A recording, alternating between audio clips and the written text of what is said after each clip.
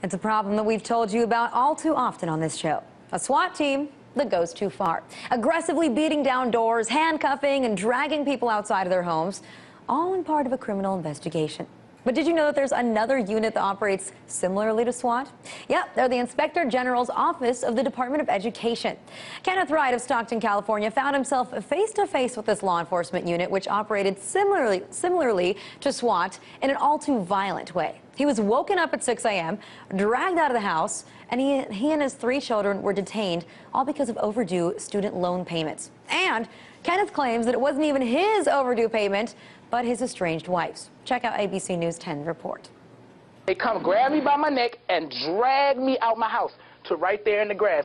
They say you owe a student loan and you gotta pay it. I just had my door kicked in because of this. Now, after that original news report aired, the Department of Education has since released a new press statement on the incident. And they said, while it was reported in local media that the search was related to a defaulted student loan, that is incorrect. This is related to a criminal investigation.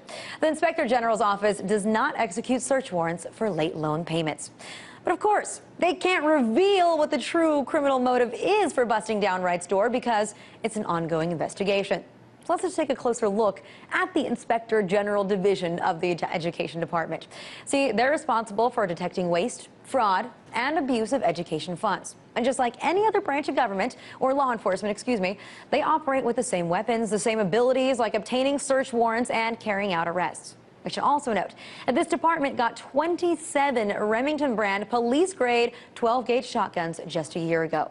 So are people who abuse student loan payments really held to the same degree as a violent criminal?